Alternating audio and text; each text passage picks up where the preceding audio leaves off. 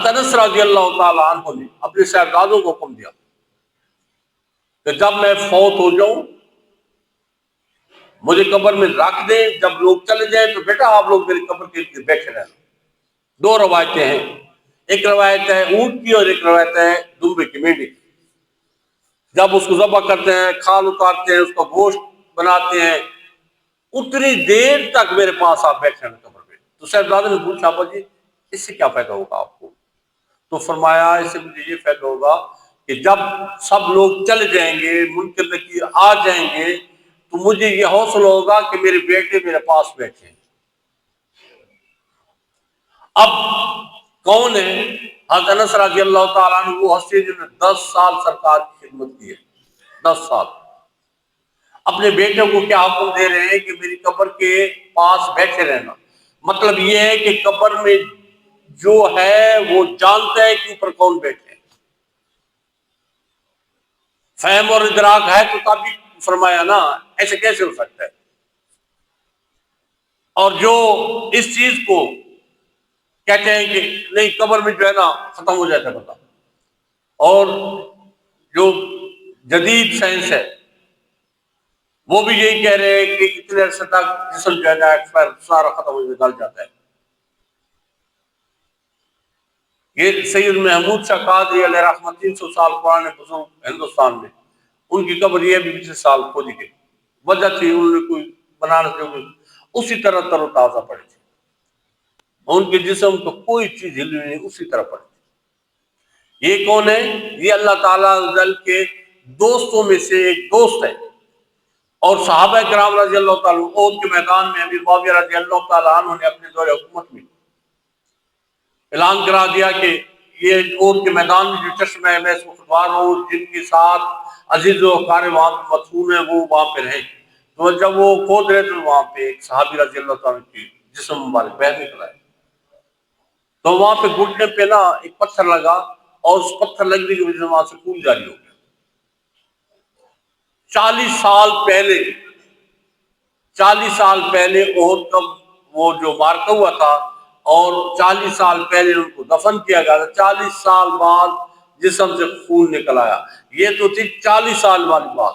یہ ابھی 2018 یا 17 میں، 18 میں عمر میں تھا، تو وہاں پہ مجھے عینی شہدوں نے، یہ نہیں ہے سنسلائی بات نہیں ہے، عینی شہد جو وہاں پہ عینی شہد تھے، وہاں پہ ایک جوان تھا، وہ بیت ہوا میرے پاس، تو وہ مجھے بتا رہا تھا کہ یہاں پہ کھود رہے تھے، دیوار بنا رہے تھے یا واللہ عالم کیا کر رہے تھے، جب کھودا گیا تو وہاں پہ ایک شہید احد کے شہید کے وہ جسم مبارک بہہ نکلا ہے۔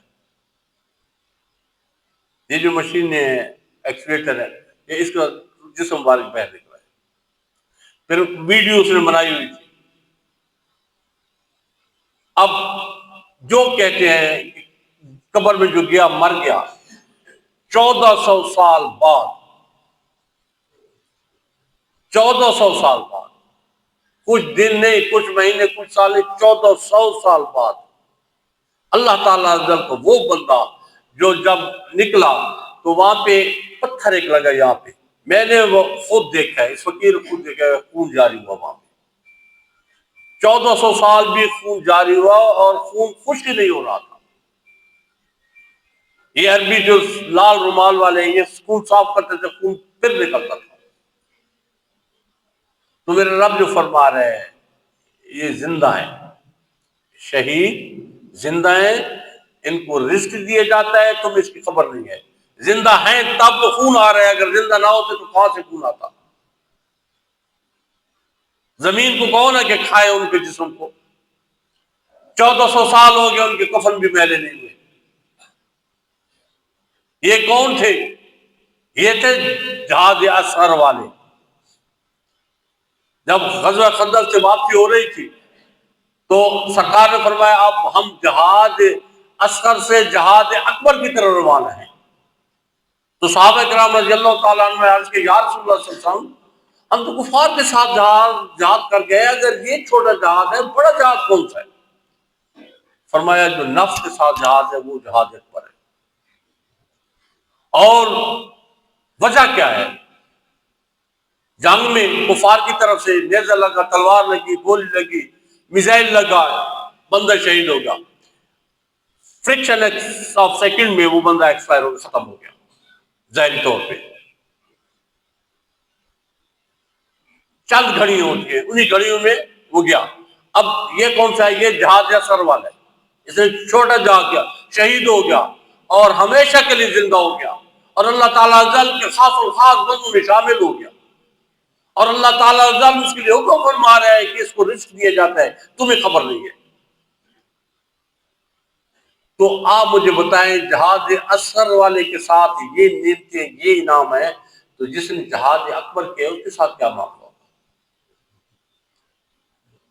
جہاد اکبر والے وہ ہیں جو رات کی سخت ٹھنڈی راتوں میں اٹھ پڑتے ہیں اپنے رب کو راضی کرنے کے لیے، اور جب اٹھتے ہیں یہ نفس چیختا ہے، یہ مرتا ہے، یہ مر جاتا ہے کہ یہ کیوں اٹھا ہے اس وقت. اور جب اٹھ کے تو پھر آگے ایک اور حربہ استعمال کرتا ہے کہ گرم پانی کے ساتھ وضو کرو، ٹھنڈے کے ساتھ کیوں کرتے ہو؟ جب ٹھنڈے کے ساتھ وضو کرتا ہے پھر مر جاتا ہے. یہی بندہ جو رات جس کی شب اپنے رب کے سامنے گزری ہے، جب دن کو نکلتا ہے آگے آتا ہے. یہ آج کل آپ دیکھ رہے ہیں جو معاملہ ہے عورتوں کا، یہ ٹی وی، میگزین، رسالے، موبائل، یہ بڑے بڑے اشتہارات کہاں سے آدمی بات کے نکلے، کہاں سے نکلے؟ لیکن جب وہ بندہ اپنے رب کے خوف کی وجہ سے، اپنے رب کے ڈر کی وجہ سے اپنے آنکھوں کو بچاتا ہے اس شر سے، تو پھر اللہ تعالیٰ نے فرماتا ہے وَلَمَنْ خَافَ مَقَامَ رَبِّهِ جَنَّتَانِ، اس کے لیے دو جنتوں کا اعلان، ایک نہیں دو جنتوں کا اعلان.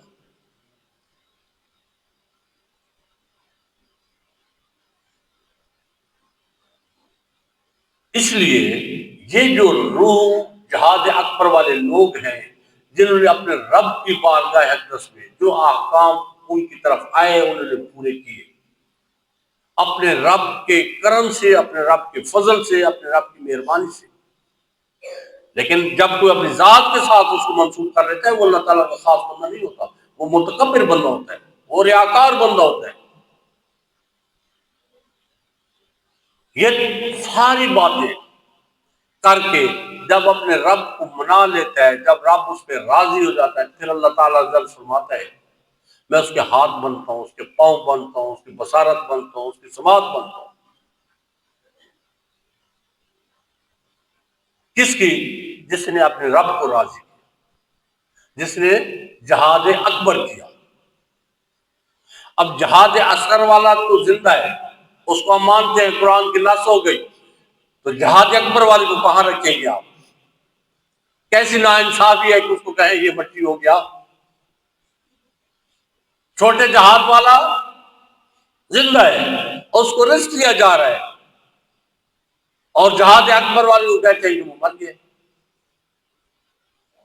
یہ میرے بزرگ سید محمد اکبر شاہ موش میں 1924 میں سیلاب آیا، لوگوں کو خواب ملے کہ مجھے نکالو، تقریباً 50-60 سال پہلے فوت ہو گئے تھے، یہاں پہ پانی آ رہا ہے تو مجھے یہاں سے نکال دو. جب نکالا گیا تو جسم بالکل اسی طرح تر و تازہ، سرخ داڑھی تھی بالکل قائم باش، اسی طرح جسم کا کوئی حصہ معمولی سا بھی اس کو گزر نہیں ہوئی تھی، اور کفن بھی ایسے لگتا تھا جیسے ابھی کس نے رکھا ہے.